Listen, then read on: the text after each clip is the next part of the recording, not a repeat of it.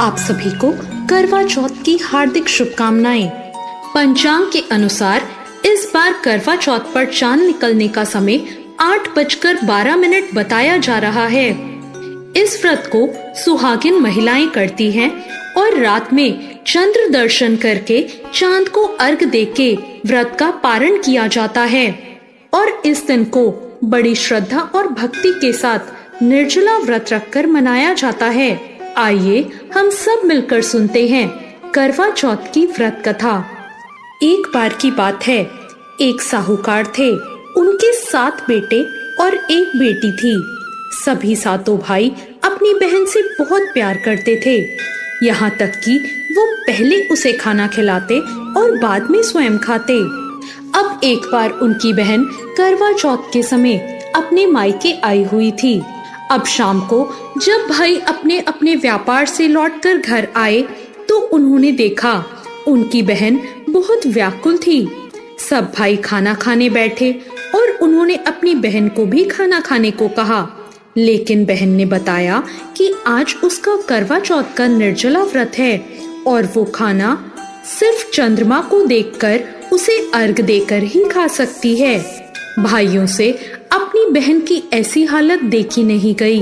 अब उसके भाइयों ने एक योजना बनाई और अपनी पत्नियों से सब बता दिया। अब भाई दूर पहाड़ी पर गए और वहां जाकर आग जला दी और उस आग के आगे चलनी रख दी। दूर से ऐसा प्रतीत हो रहा था मानो चांद निकल आया हो।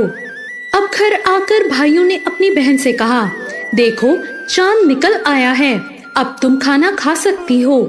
साहूकार की बेटी ने अपनी भाभियों को भी बुलाया और कहा, भाभी देखो चांद निकल आया है, आप भी अर्घ देकर भोजन कर लो।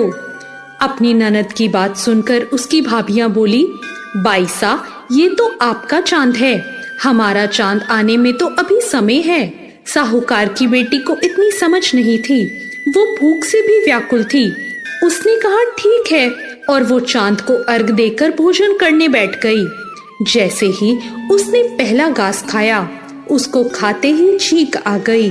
दूसरा घास खाते ही उसमें बाल निकल आया और तीसरा घास अभी खाने ही वाली थी कि उसके ससुराल से बुलावा आ गया कि उसका पति बीमार है और वो जिस भी हालत में हो तुरंत ससुराल पहुँचे।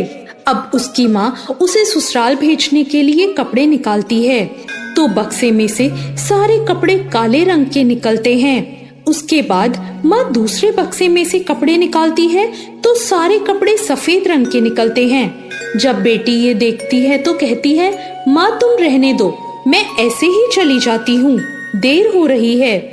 माँ समझ जाती है कि कुछ ठीक नहीं है। वो घबराकर बेटी से कहती है, बेटी रास्ते में जो छोटा बड़ा मिले सबके पैर छूती जाना, जो भी बूढ़ सुहागन होने का आशीर्वाद दे वही अपने पल्ले पे गांठ बांध लेना। बेटी बोली, ठीक है माँ, और वो अपने ससुराल के लिए निकल जाती है।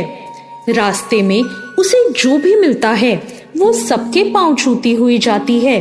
सब कहते हैं खुश रहो, सुखी रहो, पियर का सुख देखो और सुखी और खुश रहने का आशीर्वाद देते हैं। ऐसे में वो चलते चलते अपने ससुराल पहुंच जाती है। ससुराल के दरवाजे पर उसकी छोटी ननद थी। जब वो उसके पांव छूती है तो वो आशीर्वाद देती है, सदा सौभाग्यवती रहो, पुत्रवती रहो, बूढ़ सुहागन हो। ये सुनते ही वो लड़की अपने पल्ले से गांठ दे लेती है। अब वो घर के अंदर जाती है तो देखती है कि उसका पति तो मरा हुआ जमीन पर लेटा है और उसे शमशान ले जाने की तैयारी हो रही है। वो ये देखकर बहुत रोई, बहुत चिल्लाई। जैसे ही उसे ले जाने लगे वो रोती चिल्लाती बोली, मैं इन्हें नहीं ले जाने दूंगी। पर उसकी बात कोई नहीं माना। वो बोली, अच्छा ठीक है, मैं भी साथ जाऊंगी। अब जब वो मान ही नहीं रही थी तो सब बोले ठीक है, साथ में ले चलो। तो फिर वो शमशान भी साथ में चली गई। अब जब उसके पति को जलाने का समय आया तो वो बोली, नहीं मैं इन्हें जलाने नहीं दूंगी। सब बोले, पहले तो पति को खा गई, अब उसकी मिट्टी भी खराब कर रही है। लेकिन वो फिर भी नहीं मानी। गांव के और परिवार के सभी लोगों ने ये निर्णय लिया कि इसे यहीं रहने देते हैं। इसके लिए यहीं एक झोपड़ी बनवा देते हैं और वहां वो अपने पति को लेकर रह लेगी। अब वो वहां पति के साथ रहने लगी। पति की साफ सफाई करती, उसके जाले साफ करती, उसके पास बैठी रहती। अब रोज छोटी ननद दिन में 2 बार आकर उसे खाना दे जाती थी। अब वो हर चौथ का व्रत करती, चांद को भी अर्घ देती, जोत देखकर ही खाना खाती। अब उसको चौथ का व्रत करते देख करवा माता आती तो कहती, करवो ले भाइयों की प्यारी बहन करवो ले, घड़ी बुखारी करवो ले। फिर वो चौथ माता से अपने पति के प्राण मांगती। चौथ माता उसे कहती, हमसे बड़ी चौथ आएगी तो उससे मांगना। ऐसे कहकर सभी चौथ आई। सभी ये कहकर चली गई कि जब मुझसे बड़ी चौथ आए तो उससे अपने पति के प्राण मांगना। अब अश्विन की चौथ आती है तो वो लड़की उनसे भी अपने पति के प्राण मांगती है। अश्विन की चौथ कहती है, तुझसे कार्तिक की चौथ यानी करवा चौथ माता नाराज हैं, तो उनसे ही अपने पति के प्राण मांगना, और कुछ भी हो जाए पति के प्राण मांगने से पहले उन्हें जाने मत देना। अश्विन की चौथ बताती है, तू करवा लेके रखना, सारा श्रृंगार का सामान अपने पास रखना, और जब करवा चौथ माता आए और जो मांगती रहे उन्हें देती रहना। अब जब उसकी छोटी ननद खाना देने आई तो उसने अपनी छोटी ननद से पूरे श्रृंगार और सुहाग का सारा सामान मंगवाया और करवे भी मंगवाए। उसकी सास ने सोचा, जो मांगती है दे आओ, बेचारी शमशान में अपने पति को लेकर बैठी है। अब करवा चौथ का व्रत आया।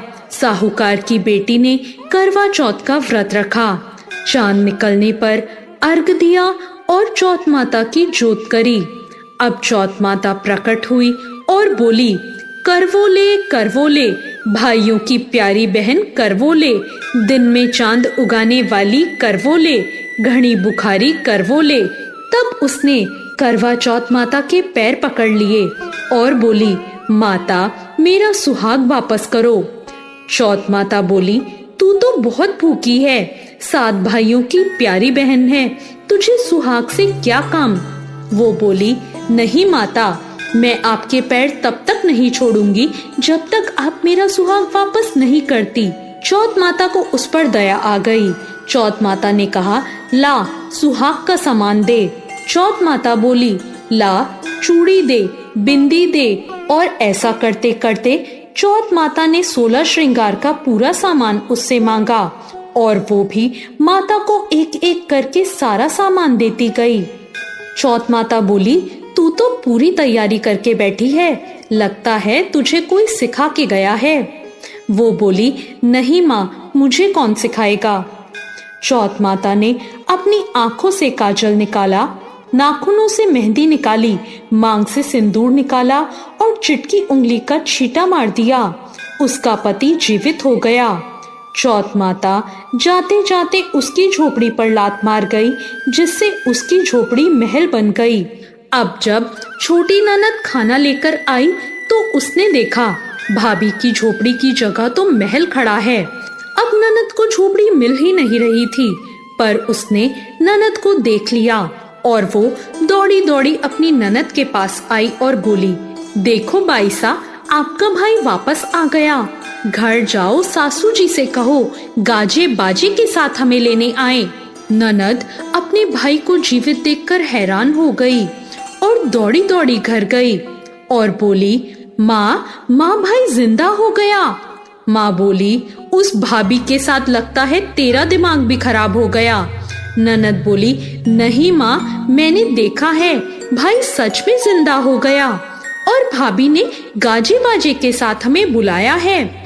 सभी घर वाले गाजे बाजे के साथ अपने बेटे को लेने पहुँचे। बेटे को जिंदा देखकर सास बहू के पैर छूने लगी और बहू सास के पैर छूने लगी। वो बोली, देखो माँ, आपका बेटा वापस आ गया। सास बोली, मैंने तो साल भर पहले ही इसे यहाँ से भेज दिया था, वो तो तू ही थी जो इसे वापस लेकर आ पाई। हे चौथ माता, जैसे साहूकार की बेटी के साथ पहले किया वैसे किसी के साथ मत करना, और जैसे बाद में उसे सुहाग दिया वैसे सबको देना। आप सभी पर चौथ माता की कृपा इसी तरह बनी रहे। जय चौथ माता। तो ये थी करवा चौथ की कथा। आपको ये कथा कैसी लगी कमेंट करके जरूर बताएं। साथ ही मेरे चैनल भक्ति ज्ञान को सब्सक्राइब करना ना भूलें।